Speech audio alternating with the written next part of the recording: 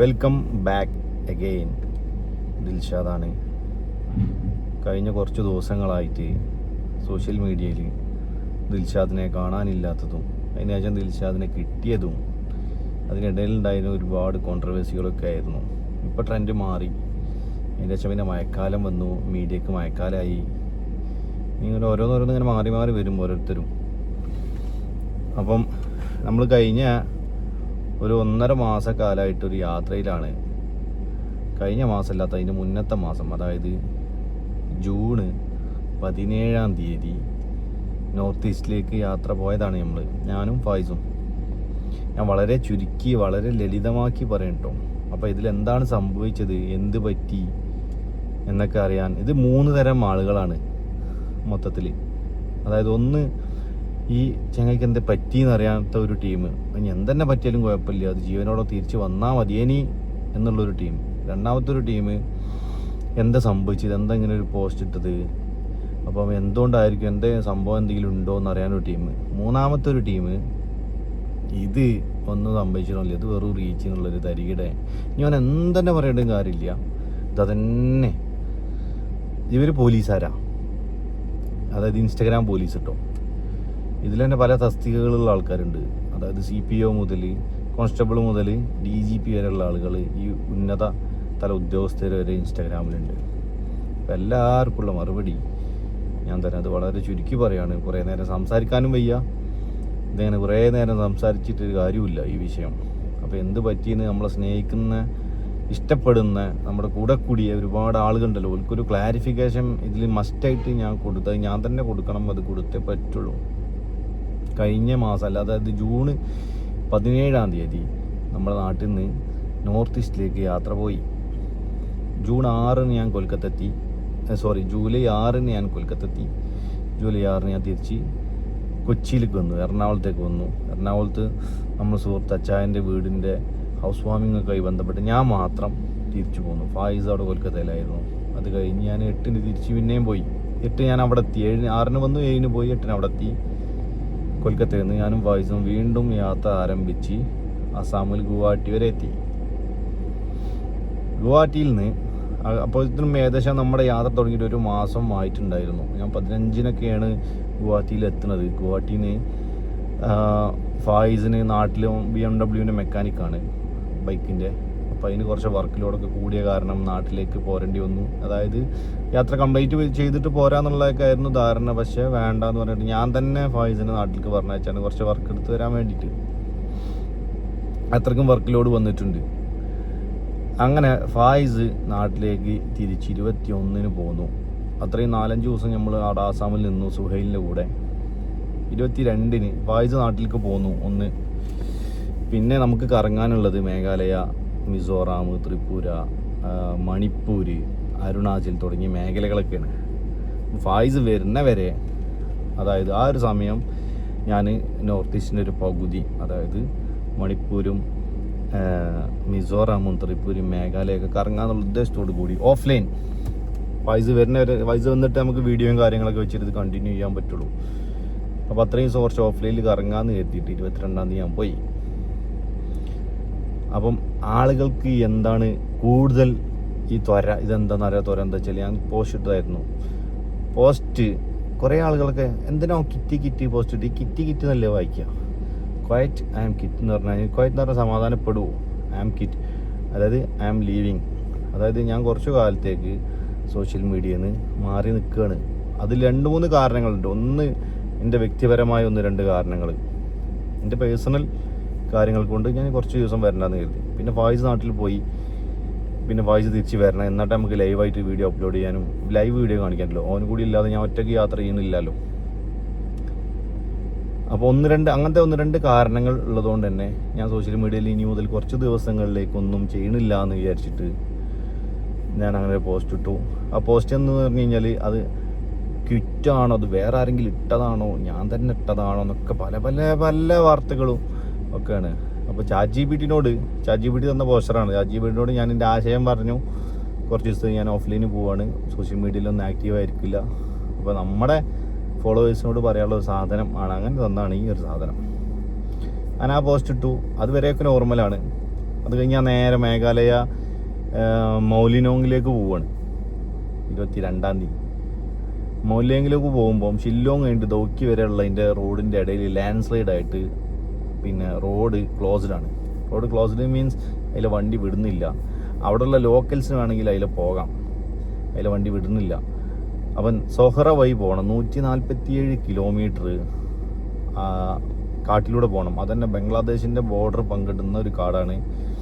പൂർണ്ണമായിട്ടും നെറ്റ്വർക്ക് ഇല്ലാത്ത ഒരുപാട് സ്ഥലങ്ങൾ വരാണ്ട് ഇതിലൂടെ പോകണം. ഞാൻ സൊഹറ കഴിഞ്ഞ് ബംഗ്ലാദേശിൻ്റെ ഏകദേശം ബോർഡർ എത്തി, നെറ്റ്വർക്ക് ഇല്ല. അന്ന് രാത്രി ശരിക്കും ഒരു 2 മണിയൊക്കെ ആയിട്ട് ഞാൻ അവിടെ എത്തുമ്പോൾ, അവിടെ എത്തിയതിന് ശേഷം പിന്നെ എനിക്ക് എന്ത് ചെയ്യാം, വീട്ടിലേക്ക് വിളിച്ച് പറഞ്ഞിട്ട് ഇത് ഞാൻ നെറ്റ്വർക്ക് ഇല്ലാത്തടത്താണ്, ഞാൻ നാളെ വിളിക്കാമെന്നൊന്നും പറയാനുള്ള സാഹചര്യം ഉണ്ടായില്ല. ആ ഒരു ദിവസം ഞാൻ അവിടെ ലാൻഡ് സ്ലൈഡ് ആയിട്ട് ഞാൻ ഒരു ദിവസം അവിടെ നിന്ന് ഒരു വില്ലേജിൽ ഒരു വീട്ടിൽ നിന്ന് പിറ്റേ ദിവസം ഞാൻ മൗലിങ്ങിലേക്ക് പോയി, മൗലിനോങ്ങിലേക്ക് പോയി. മൗലിംഗ് എന്ന് പറഞ്ഞാൽ ലോകത്തിലെ ഏറ്റവും ഏഷ്യയിലെ ഏറ്റവും ക്ലീനസ്റ്റ് വില്ലേജ്. അവിടെ പോകാനായിരുന്നു പദ്ധതി. അവിടേക്ക് പോയി. മൗലിനോങ്ങിൽ എത്തിയില്ല, അതിന് മുന്നേ ആയിട്ടൊരു വില്ലേജിൽ താമസിച്ചു. നെറ്റ്വർക്ക് ഇല്ല. സാധാരണഗതിയിൽ 5 ദിവസം 6 ദിവസമൊന്നും ഞാൻ വീട്ടിലേക്ക് അങ്ങനെ കോൺടാക്ട് ചെയ്യാറില്ല. നമ്മൾ ആഫ്രിക്കൻ ട്രിപ്പിലൊക്കെ അങ്ങനെ ആയിരുന്നു. പക്ഷേ ഇപ്രാവശ്യം എനിക്ക് ഞാൻ കോൺടാക്ട് ചെയ്യൂല എന്നും പറയാനുള്ളൊരു സാഹചര്യം ഉണ്ടായില്ല. എൻ്റെ മുന്നേ നെറ്റ്വർക്ക് പോയി. 5 ദിവസം നെറ്റ്വർക്ക് ഉണ്ടായില്ല.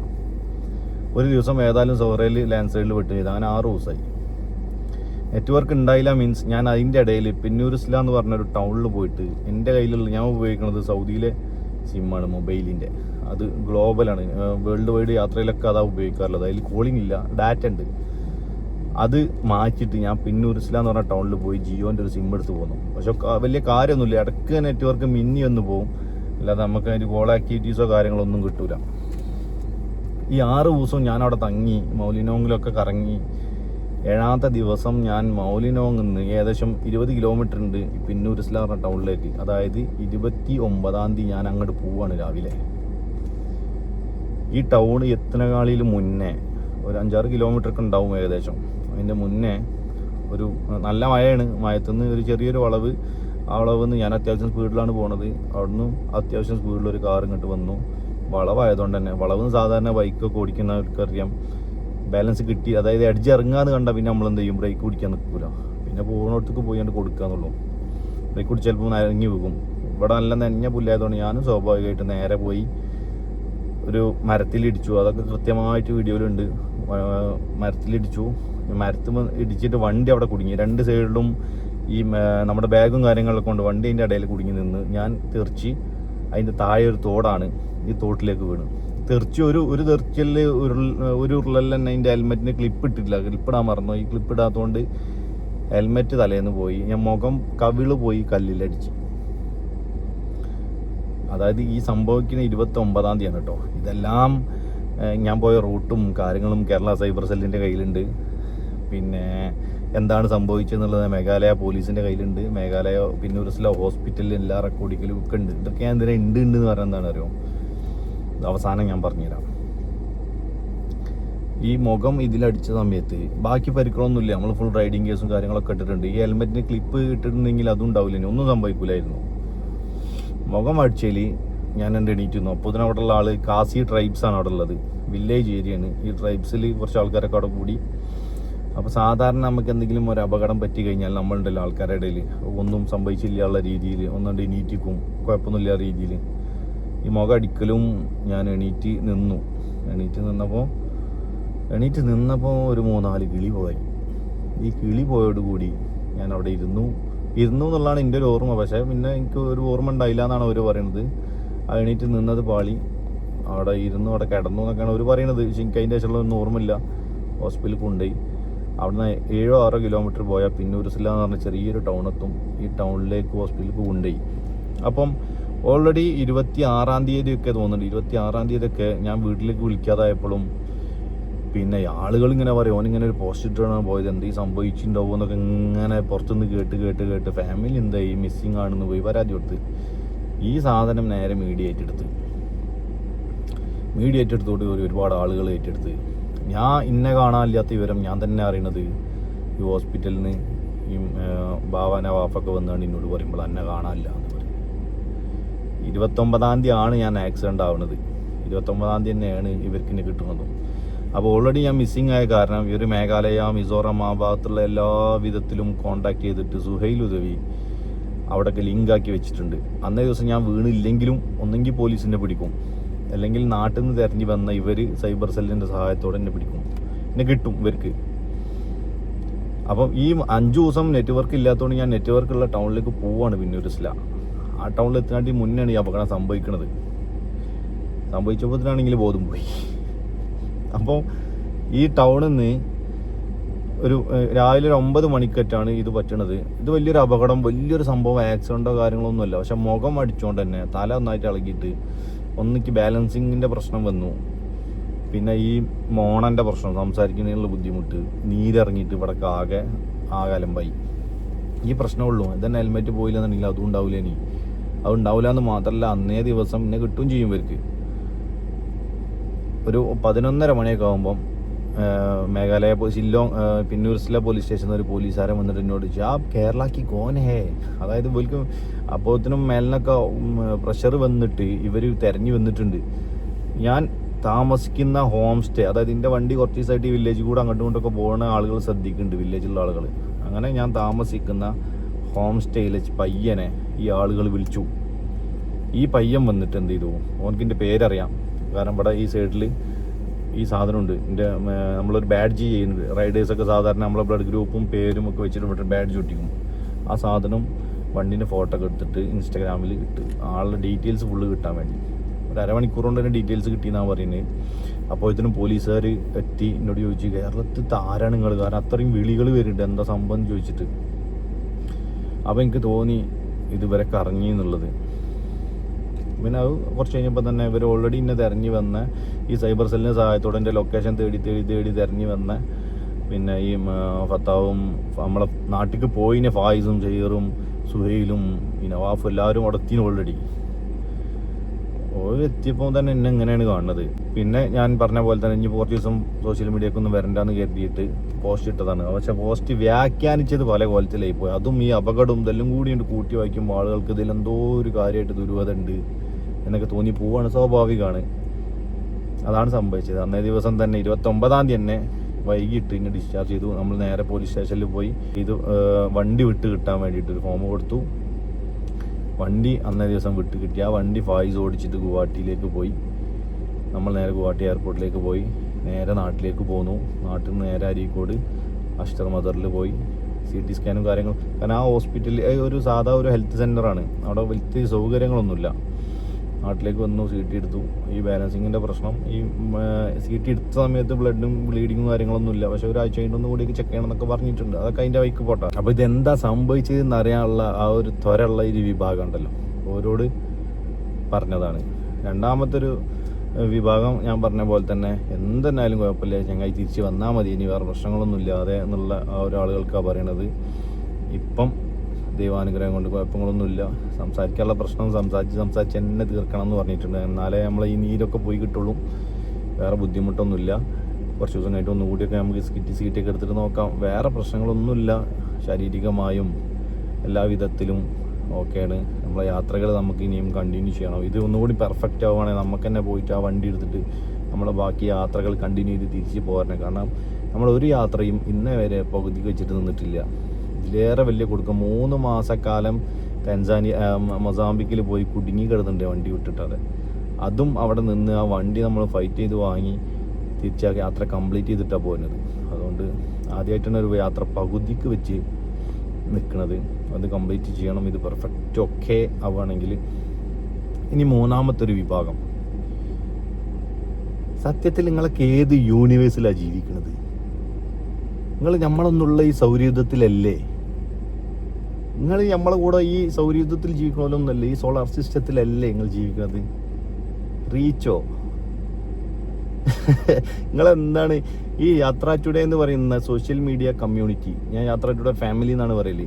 യാത്ര ടുഡേ ഫാമിലി ഏകദേശം 2013 ഞാൻ യൂട്യൂബ് ചാനൽ ക്രിയേറ്റ് ചെയ്യുന്നത്. 2019 മുതൽ ഞാൻ സോഷ്യൽ മീഡിയയിൽ ലൈവാണ്. 7 വർഷമായിട്ട് നമ്മൾ 3 ഭൂഖണ്ഡങ്ങളിലായിട്ട് യാത്ര ചെയ്ത് പല പല കാര്യങ്ങളും ഈ കമ്മ്യൂണിറ്റിൻ്റെ കീഴിൽ പല രാജ്യത്തും ചെയ്ത് 7 വർഷമായിട്ട് ഞാൻ ജനങ്ങൾക്കിടയിൽ സോഷ്യൽ മീഡിയയിലുണ്ട്. ഏകദേശം 18 ലക്ഷം ഫോളോവേഴ്സ് നമ്മുടെ ഈ ഒരു കമ്മ്യൂണിറ്റിക്ക് ഉണ്ട്. ഈ കമ്മ്യൂണിറ്റിൻ്റെ കീഴിൽ നമ്മൾ പല രാജ്യത്തും പല പ്രവർത്തനങ്ങളിലും ഏർപ്പെട്ടിട്ടുണ്ട്. അത് എന്തൊക്കെയാണെന്ന് അറിയാമെന്നുണ്ടെങ്കിൽ കുറച്ച് താഴോട്ടൊന്ന് സ്ക്രോൾ ചെയ്ത് പോയി നോക്കിയാൽ മതി. ആ യാത്രയിലും ആ കാലയളവിലും ഒരിക്കലും ഒരിടത്തും ഞാൻ ഒരാളോടും എന്നെ പിന്തുടർന്നോളി, എന്നെ ഫോളോ ചെയ്തോളി, നിങ്ങൾക്ക് ഇന്നത് കിട്ടും എന്നൊന്നും ഞാൻ ഇന്നേ വരെ പറഞ്ഞിട്ടില്ല. അങ്ങനെ പറയേണ്ട ആവശ്യമില്ല. ഞാൻ മേഘാലയ പോയൊരു വളവിൽ വളുക്കി വീണിട്ട് വേണം ഞാൻ 4 ആളെ കൂട്ടാൻ നിങ്ങൾ വിചാരിക്കുന്നുണ്ടോ? അങ്ങനെയാണ് നിങ്ങൾക്ക് തെറ്റി. ഞാൻ ഇന്നേ വരെ ഒരാളോടും എന്നെ പിന്തുടർന്നോളി, നിങ്ങൾക്ക് ഇന്നത് തരാം എന്നൊന്നും ഞാൻ ഇന്നേ വരെ പറഞ്ഞിട്ടില്ല. സിമ്പതി കാരണം ആരെങ്കിലും അല്ലെങ്കിൽ എന്നോടുള്ള ഒരു സഹതാപം കൊണ്ട് ആരെങ്കിലും ഒക്കെ അങ്ങനെയൊക്കെ ഫോളോ ചെയ്തിട്ടുണ്ടെങ്കിൽ അതും അൺഫോളോ അടിച്ചോളി എന്നാണ് പറയുന്നത്. ഇന്നേ വരെ ഞാൻ എൻ്റെ ഒരു വികാരങ്ങളും, അതായത് എൻ്റെ ഇമോഷൻസോ ഒന്നും ഞാൻ സോഷ്യൽ മീഡിയയിൽ പങ്കുവച്ചിട്ടില്ല. ഞാനും നിങ്ങളൊക്കെ പോലെ ഒരു മനുഷ്യനാണ്. യൂട്യൂബർ എന്നുള്ളതിലപ്പുറം, അല്ലെങ്കിൽ സൗദിയിൽ പെർഫ്യൂമിൻ്റെ ബിസിനസ് ചെയ്യുന്ന ഒരു ബിസിനസ് റൺ ചെയ്യുന്ന ഒരാൾ എന്നുള്ളതിലപ്പുറം, ഒരു ട്രാവലർ എന്നുള്ളതിലപ്പുറം ഞാൻ നിങ്ങളെ പോലൊക്കെ ഒരു മനുഷ്യൻ തന്നെയാണ്. നമുക്കും ഈ സാധനങ്ങളൊക്കെ ഉണ്ടാകും, പല തോട്ട്സ് ഉണ്ടാവും. ഞാൻ ഇന്നേ വരെ ഒരു സാധനം നമ്മളൊരു ഇമോഷൻസും സോഷ്യൽ മീഡിയ വഴി ഞാൻ ഷെയർ ചെയ്തിട്ടില്ല. സോഷ്യൽ മീഡിയ എന്ന് പറയുന്ന ആളുകൾ ഒന്ന് എൻ്റർടൈൻ ആകാൻ വേണ്ടിയിട്ട് എപ്പോഴെങ്കിലും എടുത്ത് നോക്കുന്ന സാധനം. അവിടെ പോയാണ്ട് ഞാൻ അങ്ങനെയാണ് ഇങ്ങനെയാണെന്നൊന്നും പറയേണ്ട ഒരു ആവശ്യമില്ല. അതുകൊണ്ട് തന്നെ ഈ ക്വയറ്റ് എന്നുള്ള സാധനമൊന്നും അതൊന്നും അങ്ങനെ കണക്കാക്കണ്ട. സാധാരണഗതിയിൽ സോഷ്യൽ മീഡിയയിൽ നിന്ന് മാറി നിൽക്കുമ്പോൾ എന്താണ് ചെയ്യുന്നത്, ആ സാധനം തന്നെ അതിലുള്ളൂ. അത് എൻ്റെ വ്യക്തിപരമായ കാര്യങ്ങൾ അതിലുണ്ടായിരുന്നു. പിന്നെ ഒന്ന് പറഞ്ഞ പോലെ ഞാൻ കുറച്ച് ദിവസത്തിന് ഓൺലൈനിൽ വരാൻ പ്രതീക്ഷിച്ചിട്ടില്ല. എന്നിട്ട് അതിൻ്റെ പേരിൽ ഇത് റീച്ചല്ലേ? റീച്ചോ? What you mean by reach? എന്താണ് നിങ്ങൾ ഈ റീച്ച് കൊണ്ട് ഉദ്ദേശിക്കുന്നത്? ഏതോ ഒരു കാട്ടിൽ പോയി വൾക്കി വീണ റീച്ചാവോ? ഏറിപ്പോയാലും 2 വീഡിയോ, അല്ലെങ്കിൽ അതിൻ്റെ ശേഷം ഇടാൻ പോണ 3 വീഡിയോ, 5 വീഡിയോ, 6 വീഡിയോ, ഇതിനെ കുറച്ച് വ്യൂസ് കിട്ടുമായിരിക്കും. അല്ലാതെ വ്യൂസൊക്കെ ഇതിന് ഒരു ലൈഫ് ഉണ്ട് നിങ്ങൾ വിചാരിക്കുന്നുണ്ടോ? ഏകദേശം 2 ലക്ഷം ഉറുപ്പ്യാണ് ഇതിനെ തിരയാൻ വരാൻ ഇവർക്ക്. അതൊക്കെ ഈ റീച്ചിൽ നിന്ന് കിട്ടിയിട്ട് മുതലായിട്ട് വേണം. എൻ്റെ ഏതെങ്കിലും ഒരു സുഹൃത്തുക്കളോട് പറയാതെ ഞാൻ പോയി റീച്ച് ഉണ്ടാക്കാൻ നിൽക്കില്ലല്ലോ. അറ്റ്ലീസ്റ്റ് ഇതൊരു പ്ലാനാണെങ്കിൽ. ഇത് കേരള ഗവൺമെൻറ്റും കേരള സൈബർ പോലീസും മേഘാലയ പോലീസും എല്ലാവരും കൂടി ഒത്തിട്ടുള്ളൊരു റീച്ച് കളിയാണ് നിങ്ങൾ വിചാരിക്കുന്നുണ്ടോ? ഞാൻ അത് ചോദിക്കണേ, നിങ്ങൾ ഈ ലോകത്തൊന്നല്ലേ, നിങ്ങൾ ഈ യൂണിവേഴ്സിലെ അല്ലേ ജീവിക്കണത്? അവിടെ ഒരു കാട്ടിൽ പോയി വളിക്കുക കണ്ട ഇവിടെ എവിടെയും വീണാ പോരെ? എന്നിട്ട് പറഞ്ഞാൽ മതി ദിൽഷാദ് അപകടത്തിൽപ്പെട്ടു, അല്ലെങ്കിൽ കാണാതായി, തോട്ട് വീണ് എന്നൊക്കെ പറഞ്ഞാൽ പോയി കൊണ്ട് പറഞ്ഞാലാവൂലേ? ഈ 7 കൊല്ലം ഒരു ക്യാമറയും തൂക്കി, നേരത്തിന് ഫുഡും കിട്ടാതെ, ഉറങ്ങാനും പറ്റാതെ ഈ ക്യാമറയും തൂക്കിയാണ്ട് നമ്മൾ തെണ്ടി നടന്നുണ്ടാക്കിയെടുത്ത ഒരു വലിയൊരു കുടുംബമാണ് യാത്ര ടുഡേ കമ്മ്യൂണിറ്റി എന്ന് പറഞ്ഞാൽ നമ്മുടെ യാത്ര ടുഡേ സോഷ്യൽ മീഡിയ ഫാമിലി. അതിലിടെ വന്നുകാണ്ട് അവിടെ വീണ് ഇവിടെ വീണ് എന്നൊക്കെ പറഞ്ഞാണ്ട് പൊട്ട കാര്യങ്ങൾ ചെയ്ത് കാണ്ട് 4 ആളെ കൂട്ടിൻ്റെ സാഹചര്യം നിലവിൽ നമുക്കില്ല. അത് മാത്രമല്ല, കഴിഞ്ഞ 6 മാസത്തിൻ്റെ ഇടയിൽ 3 വീഡിയോ ആണ് ഞാൻ ആകെ യൂട്യൂബിലിട്ട്. സ്ക്രോൾ ചെയ്ത് നോക്കിയാൽ ഈ യാത്രാ സീരീസ് ഒഴിവാക്കി കഴിഞ്ഞാൽ. അപ്പോൾ ഈ സോഷ്യൽ മീഡിയയിൽ 4 വീഡിയോ വന്നിട്ട് വേണ്ട നമുക്ക് റീച്ച് ഉണ്ടാക്കാനും അതുമായി മുഖാന്തരം പൈസ ഉണ്ടാക്കാനും. ഇതൊന്നുമില്ലെങ്കിൽ നമുക്ക് ചില പണിക്ക് നമ്മൾ പോകും. അതുകൊണ്ട് ഇത്ര ദിവസങ്ങൾ ഇന്നെ തിന്നില്ലേ, ഇന്നെ വിറ്റില്ലേ, ഞാൻ കുറച്ച് നിങ്ങളെ വിൽക്കാം. ഏതൊക്കെയോ കുഞ്ഞാപ്പു ചങ്ങായിമാർ ഈ 10,000 40,000 50,000 ഒക്കെ ഫോളോവേഴ്സ് ആകുമ്പോഴേക്കിനും ദിൽഷാദ് എന്തിനാ അങ്ങനെ ചെയ്തു, ദിൽഷാദിൻ്റെ ഈ ദുരൂഹതക്ക് പിന്നിൽ എന്ത്, ഇത് ചതിയോ ചിലവർ കണ്ട് ഉറപ്പിച്ചിക്കണ്. അതായത് ഞാൻ ആദ്യം പറഞ്ഞ പോലീസുകാർ, അതിലൊരുപാട് കമൻറ്റുകളുണ്ട്. CT സ്കാനിൻ്റെ കോപ്പി വിടൂ കാണട്ടെ. ഇതിൽ ഞാൻ നേരത്തെ പറഞ്ഞ പോലീസുകാരാ. അതായത് ഇതിൽ IG DIG ACP പിന്നെ CI SI CPO എല്ലാവരും ഉണ്ട് ഈ ഇൻസ്റ്റഗ്രാമിൽ. അത് വിടൂ കാണട്ടെ, പരിശോധിക്കണം. അല്ലെങ്കിൽ 5 ദിവസമായിട്ട് ഹോസ്പിറ്റലിൽ കിടന്നിട്ട് എന്തുകൊണ്ട് ഇവനക്ക് പിന്നെ വീട്ടിൽ വിളിച്ചറിയിക്കാൻ പറ്റിയില്ല? 5 ദിവസമൊക്കെ ആയി ഹോസ്പിറ്റലിൽ. നിങ്ങളോടാരെ പറഞ്ഞേ? 29-ാം തീയതി രാവിലെയാണ് വീണ്. അതായത് ഞാൻ ഈ കുറ്റം പറയുന്നവരോടാണ് പറയുന്നത്, ബാക്കിയുള്ള ഇത് കണ്ടാണ്ട് ഒന്നും വിചാരിക്കരുത് കേട്ടോ. കാരണം അവർ കാരണം തെറ്റിദ്ധരിക്കപ്പെട്ടു പോയ, അവർ കാരണം ഞാൻ വെറുക്കപ്പെട്ടു പോയ കുറേ ആളുകളുണ്ട്. അത് തിരുത്താൻ വേണ്ടി പറയാം, അതിൻ്റെ കടമയാണ് തിരുത്തൽ. അപ്പോൾ ഇത്ര ദിവസമായിട്ട് എന്തുകൊണ്ട് അറിയിച്ചില്ല?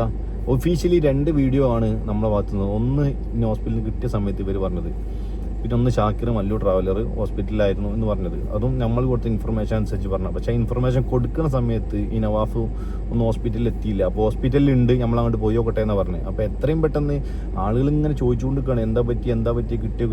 അപ്പോൾ എത്രയും പെട്ടെന്ന് ഇൻഫർമേഷൻ പാസ് ചെയ്യാനുള്ളതുകൊണ്ട് ആൾ ഹോസ്പിറ്റലിലാണെന്നാണ് പറഞ്ഞത്. അത് എത്ര ദിവസമായി എന്നുള്ളത് സത്യം പറഞ്ഞാൽ ഷാക്കിറിന് അത് അറിയില്ല. അത് ഈ 2 വീഡിയോ ആണ് ഒഫീഷ്യലി നമ്മൾ പറഞ്ഞിട്ട് പുറത്തുവിട്ട വീഡിയോ. ബാക്കിയൊക്കെ ഓരോരുത്തരെ ഇഷ്ടമുള്ള അനുസരിച്ച് ഇങ്ങനെ എഡിറ്റ് ചെയ്ത് വിടുകയാണ്. ആ പോസ്റ്റ് ഇട്ട് ഞാൻ തന്നെയാണോ മറ്റോ തന്നെയാണോ എന്നൊക്കെ പറഞ്ഞിട്ട് അതിൻ്റെ ഇടയിൽ കുറേ CID-കൾ ഇൻസ്റ്റഗ്രാമിൽ. അപ്പോൾ ഇതൊന്നും, അതായത് ജെന്യുവിനായിട്ട് കണ്ടന്റുകൾ ഉണ്ടാക്കിയിടുന്ന ആളുകൾക്ക് ഇതൊന്നും ബാധിക്കരുത് എന്നാണ് ഞങ്ങളോട് പറയുന്നത്. അങ്ങനെ ക്രിയേറ്റ് ചെയ്യുന്ന ആളുകളുണ്ടെങ്കിൽ ഇതൊന്നും നിങ്ങൾ ബാധിക്കരുത്. കാരണം പ്രത്യേകിച്ച് ഒരു പണിയില്ലാതെ ഒരു മനുഷ്യന് ഒരു 10 പൈസേൻ്റെ ഉപകാരമില്ലാതെ ബാക്കിയുള്ളവൻ്റെ സാധനം എടുത്തിട്ടിട്ട് പിന്നെ അയിമക്കൂടെ റീച്ച് ഉണ്ടാക്കാൻ ഉദ്ദേശിക്കുന്ന കുറേ ആളുകളുണ്ട്. അതിലൊന്നും വീണ് പോകണ്ട. ഒരു ഉദാഹരണത്തിന് പറയുകയാണെങ്കിൽ നമ്മൾ ഈ ചില അങ്ങാടി കൂടെയൊക്കെ രാത്രി ഇങ്ങനെ പോകുമ്പം കുറച്ച് നായ്ക്കളുണ്ട് വാങ്ങിയിരുന്നാണ് കുറച്ചാണ്ട്. നിങ്ങൾ കണ്ടിടോ, അവിടെ വണ്ടി നിർത്തി നോക്കിയോണ്ടി. ആ കുരയും പാച്ചിലും തന്നെ ഉണ്ടാവുള്ളൂ. അവിടെ വണ്ടി നിർത്തി നോക്കിയോണ്ടി നിങ്ങൾ അറിയാണ്ട് അവിടെ ഇങ്ങനെ നിൽക്കും. ഇവൽക്കത്ത് പറയാനൊന്നും ഉണ്ടാവില്ല, ഒന്നും ചെയ്യാനും ഉണ്ടാവില്ല, കടിക്കാനൊന്നും ഉണ്ടാവില്ല. ആ കുര തന്നെ ഉള്ളൂ. ആ നായ്ക്കളാണ് ഇവല്. അത് ശ്രദ്ധിക്കണ്ട, അത് മെയിൻ ചെയ്യണ്ട. ഇവല് കാരണം തെറ്റിദ്ധരിക്കപ്പെട്ടു പോണ ആളുകളുണ്ട്. അതാണ് നമുക്ക് വലിയ എട്ടങ്ങേറ്, സങ്കടം. അപ്പം ഈ ഉള്ളിൽ നിങ്ങൾ പെടണ്ട, മനസ്സിലായില്ലേ? അപ്പോൾ ഇതിനൊരു ക്ലാരിഫിക്കേഷൻ തരാൻ സത്യം പറഞ്ഞാൽ ഇന്നലെയും മിനിയാന്നൊക്കെ മെനക്കെടുണ്ട്. ഒന്ന് ഇതിൻ്റെ ഒന്ന് റെഡിയായി കിട്ടണം. അതൊക്കെ ഒന്ന് പറയണമെങ്കിൽ ചില കാര്യങ്ങൾ ഒച്ചയിൽ പറയേണ്ടിയുണ്ട്, ചിലത് വെല്ല പറയേണ്ടിയുണ്ട്. അതൊന്ന് റെഡിയായി കിട്ടാൻ വേണ്ടിയാണ്ട് കാത്തുനിന്നാണ്. ഇപ്പം ഈ സംസാരിച്ചാലേ അത് റെഡിയാവുള്ളൂ എന്ന് ഡോക്ടർ പറഞ്ഞുകൊണ്ട് ഞാൻ സംസാരിച്ച് തന്നെ തീർക്കാമെന്ന് കരുതി. യാത്രകൾ ഇനിയും ഉണ്ടാവും, ഒരുപാട് നാളുകൾ ഇനിയും ഞാൻ കാണാൻ പോകും. അതിൻ്റെ ഇടയിൽ ചിലപ്പം വണ്ടി വന്ന് വീണെന്നും വരും. അതൊക്കെ റീച്ചിന് വേണ്ടിയാന്നുള്ള ചിരട്ട ന്യായം തൽക്കാലം കയ്യിൽ വെച്ചാൽ. ഇതിനൊക്കെ പുറമെ പേഴ്സണലി കുറേ ആളുകൾ തെറി വിളിച്ചിട്ടുണ്ട് കേട്ടോ. ഇതിനൊന്നും പെടാതെ കുറേ ആളുകൾ പേഴ്സണലി ഒരാവശ്യമില്ലാതെ തെറി വിളിച്ചവരുണ്ട്. നമുക്ക് ഓരോരുത്തരും കരുതി വെച്ചോളി, ഇതിനൊക്കെ കിട്ടും. വെല്ലുവിളിയൊന്നുമല്ല, അത് ആൾക്കാരുടെ ഇടയ്ക്ക് വലിച്ചിട്ടിട്ട് ഓരോന്നിനും കിട്ടും. വെറുതെ എന്തിനാ പേരുള്ളത്? പിന്നെ കുറേ ആൾക്കാരൊക്കെ തന്തനെ വിളിക്കുക, നായിൻ്റെ മോനെ, അങ്ങനെ ഇങ്ങനെ. നമ്മൾ ഇങ്ങനത്തെ പോലൊക്കെ പ്രൊഫൈൽ എടുത്ത് നോക്കുമ്പം ഒന്നും പറയല്ല. അങ്ങനത്തെ കുറേ അപരാധങ്ങളുണ്ട് ഇതിൽ. ഞാൻ നമ്മളങ്ങനെ വിളിക്കാത്തതെന്ന് വെച്ചാൽ ഒന്നിക്ക് കൃത്യമായിട്ട് എണ്ണ അറിയാത്ത കുറേ, ഞാൻ എത്ര വാപ്പനെ വെച്ചിട്ട് വിളിക്കുമല്ലേ, കൃത്യമായിട്ട് എണ്ണ അറിയാത്ത കുറേ ആൾക്കാരുണ്ട്. അങ്ങനത്തെ പ്രൊഫൈലൊക്കെ കണ്ടാൽ തന്നെ അറിയാം. ഞാൻ എപ്പോഴും പറയണം, ഞാനൊരു കണ്ടന്റ് ക്രിയേറ്റർ അല്ല. നമ്മളൊരു കണ്ടന്റ് ക്രിയേറ്റ് ചെയ്യല്ല. എൻ്റെ യാത്രകളാണ് ഞാൻ വീഡിയോ പകർത്തി കാണിച്ചു തരുന്ന ആൾക്കാർക്ക്. അല്ലാതെ ഒരു കണ്ടന്റ് ക്രിയേറ്റ് ചെയ്യാറെന്താ, ഇല്ലാത്തൊരു സാധനം ഉണ്ടാക്കുകയാണ്. ഞാൻ ഇല്ലാത്ത സാധനം എല്ലാം ഉണ്ടാക്കുന്നത്. നമ്മൾ യാത്രകളെ പകർത്തി അങ്ങനെയും ആളുകൾക്ക് കാണിച്ചു തരാണ്. പല വിധത്തിൽ വീഡിയോ ചെയ്യുന്ന ആളുകളില്ലേ, ലൈഫ് സ്റ്റൈൽ ബ്ലോഗർമാരുണ്ട്. രാവിലെ ചായ കുടിച്ച മുതൽ പെങ്ങളെ കുട്ടീനെ മദ്രസക്ക് പറഞ്ഞയച്ചത്, നാത്തൂൻ്റെ വള്ള കാണൽ, ഈ വിഭാഗം ആളുകളുണ്ട്. ഞാൻ കുറ്റം പറയില്ല, ഓൽക്ക് അത് ചെയ്യാൻ പറ്റുന്നുണ്ട്. എന്നെ കൊണ്ട് അത് ചെയ്യാൻ പറ്റൂല. ഫുഡ് ഉണ്ടാക്കുന്ന ആളുകളുണ്ട്, പിന്നെ ക്രാഫ്റ്റ് ഉണ്ടാക്കുന്ന ആളുകളുണ്ട്. കോൾഡ് സ്റ്റാർട്ട് ചെയ്തോളി. അങ്ങനെ എന്തൊക്കെ സാധനങ്ങളോട് നിങ്ങൾക്ക് ക്രിയേറ്റ് ചെയ്യാൻ പറ്റും. ഇത് വേറെ ആളെ ഇങ്ങനെ അവിടെ അടിയിൽ കൊണ്ട് ഓൻ്റെ ഫോട്ടോ ഇട്ടിക്കുക, അങ്ങോട്ട് മേലെ കുത്തിർന്ന് അങ്ങനെ ചിലക്കുക, ഇവൻ ചെയ്തത് ശരിയോ, ഇങ്ങനത്തെ കുറേ ടീമുണ്ട്. അവനാൻ്റെ പണിയെടുത്ത് ജീവിക്കുക. ഇതിപ്പോൾ ഞാൻ ഇപ്പോൾ ഇത് ബിഗണ്ടി വന്ന് ഇതൊക്കെ പറഞ്ഞുതരാം. ഇതൊക്കെ നമുക്ക് എന്നോ പറയേണ്ട സാധനങ്ങളായിരുന്നു. ഇത്ര കാലം ഞാൻ ഈ 5-8 കൊല്ലമായിട്ട് സോഷ്യൽ മീഡിയയിൽ ഉണ്ടല്ലോ. പല ഇൻസിഡൻറ്റ് കൂടെ പല സംഭവങ്ങളിലൂടെ കടന്നു വന്നിട്ട് ഉള്ള ഒരാളാണ് ഞാൻ. എന്നെപ്പോലെ ഒരുപാട് ആളുകളുണ്ടാവും, പലതും ഇതൊന്നും സോഷ്യൽ മീഡിയയിലൊന്നും പറയില്ല. അപ്പം നമ്മളൊന്ന് വികണ്ടി വന്ന് ഇതൊക്കെ നിങ്ങളോടൊന്ന് പറയാൻ, ഇങ്ങനെ പറയാൻ ആഗ്രഹിക്കുന്ന ഒരുപാട് ആളുകളുണ്ട്. എനിക്കറിയാം വ്യക്തിപരമായിട്ട്. എന്തിനാണ് ആകെ ഒരു 10, 60, ഒരു 70 കൊല്ലം ജീവിക്കും മനുഷ്യൻ, കുറേ കുറ്റം പറഞ്ഞ് എന്താ ലാഭം? അപ്പം നിങ്ങളെന്നെ ആലോചിച്ച് നോക്കി. എല്ലാന്നുണ്ടെങ്കിൽ ഞാൻ നേരത്തെ പറഞ്ഞ സാധനം ആയിക്കോളി, ആ നായ്ക്കൾ അതൊക്കെ നിങ്ങളെ ഇഷ്ടമാണ്. നമ്മളേതായാലും നമ്മളെ യാത്രകൾ കണ്ടിന്യൂ ചെയ്യും. മഴ കാരണം നിർത്തിവെച്ച ഒരുപാട് പ്രൊജക്റ്റുകളുണ്ട് ആഫ്രിക്കയിൽ. മഴ കഴിഞ്ഞാൽ അത് കണ്ടിന്യൂ ചെയ്യും, യാത്രകൾ ഇനിയും ഉണ്ടാകും. അല്ലാതെ എന്താ നിങ്ങളോട് പറയാൻ? ഈ റീച്ചാരാണ് ഈ റീച്ച് എന്ന് പറയുന്ന ആൾക്കാർ റീച്ച് ഉണ്ടാക്കാണ് ഇന്നെ വെച്ചാണ്ട്. റീച്ചോ എന്തെങ്കിലും ഈ റീച്ച് കൊണ്ട് ഉദ്ദേശിക്കുന്നത്? എന്ത് റീച്ച്? എത്ര ദിവസം റീച്ചാകും അങ്ങനെ ആകുമ്പോൾ? ആ ഒരു 3-4 ദിവസമോ അല്ലെങ്കിൽ ആ ഒരു ആഴ്ച, അത് കഴിഞ്ഞാൽ എന്നും ആളുകൾ ഇതെന്നാ വീണ ചെങ്ങയിലോ അവൻ്റെ വീഡിയോ കാണുക എന്ന് പറയുന്നത് എന്നും ഇങ്ങനെ വീഡിയോ കാണുക വിചാരിച്ചുകൊണ്ട് നിൽക്കണോ? പുതിയതായിട്ട് യൂട്യൂബിലേക്ക് കടന്നു വരുന്ന ആളുകൾക്ക് വേണമെങ്കിൽ ചിന്തിക്കും. തയമ്പായി പോയി. ഞാൻ അങ്ങനെ ചിന്തിക്കൂല, പൊട്ടത്തരാണ്. അങ്ങനെ ചിന്തിക്കണ നിങ്ങളാണ് പൊട്ടന്മാർ. നല്ലൊരു കുഞ്ഞാപ്പോൾ തന്നെ കേട്ടോ. ഇനിയിപ്പോൾ സത്യം പറഞ്ഞാൽ പേടിയായി വീകാൻ. എന്നുള്ള പേടിയല്ല, വീണ് കഴിഞ്ഞാൽ അതെങ്ങനെ വ്യാഖ്യാനിക്കുക എന്നുള്ള പേടി. അപ്പം ഇനി വികാതെ പോലെ ഇപ്പം നമ്മൾ ആവശ്യമായി. ഏതായാലും ഈ മിസ്സിങ് വാർത്ത അറിഞ്ഞ് ഒരുപാട് ആളുകൾ ഇടങ്ങേറായിട്ടുണ്ട്. എന്ത് പറ്റിയെന്ന് അറിയാൻ വേണ്ടിയിട്ട് എല്ലാവരോടും സുഖമാണ്, സൗഖ്യമാണ്, നല്ല രീതിയിൽ തിരിച്ചെത്തിയിട്ടുണ്ട്. വലിയ ബുദ്ധിമുട്ടുകളൊന്നും ഇല്ലാതെ പ്രാർത്ഥിച്ച, പിന്തുണച്ച, സഹായിച്ച, സഹകരിച്ച ഒരുപാട് ആളുകൾ ഇതിൻ്റെ ഞാൻ പോലും അറിയാത്ത ഒരുപാട് ആളുകൾ, ഒഫീഷ്യലി പൊളിറ്റിക്കലി ഒരുപാട് ആളുകൾ, കേന്ദ്രത്തിൽ നിന്ന് കേരള സർക്കാരിൻ്റെ ആളുകൾ, അതേപോലെ നോർത്ത് ഈസ്റ്റിലുമായി ബന്ധപ്പെട്ടിട്ടുള്ള ഒരുപാട് ഒഫീഷ്യൽസ് ഇതിനു വേണ്ടി പിന്തുണച്ചിട്ടുണ്ട്. അവരുടെ സഹകരണം കൂടിയാണ് ശരിക്കും. ഞാൻ അന്ന് വീണു എന്നുള്ളത് അവിടെ നിമിത്തം മാത്രമാണ്, അല്ലാന്നുണ്ടെങ്കിൽ ഇന്ന് അന്ന് അവിടെ കിട്ടുമായിരുന്നു. ഒരുപാട് ആളുകൾ, അവർക്കൊക്കെ ഹൃദയത്തിൽ നിന്ന് നന്ദി. നമുക്ക് ആ വീഡിയോ യാത്ര ബാക്കി കണ്ടിന്യൂ ചെയ്യണം. അതിൽ തന്നെ ഒരു 5-6 വീഡിയോ ഇനി ബാക്കി ഇടാണ്ട്, അത് ഞാൻ ഇടും. നമ്മൾ എന്ത് പറഞ്ഞാലും ഞാൻ ഇടും. ആ വീഡിയോ ഇടും. ആ യാത്ര കണ്ടിന്യൂ ചെയ്ത് തിരിച്ചു വന്നിട്ട് സൗദിയിലേക്ക് പോകണം. ബൈ.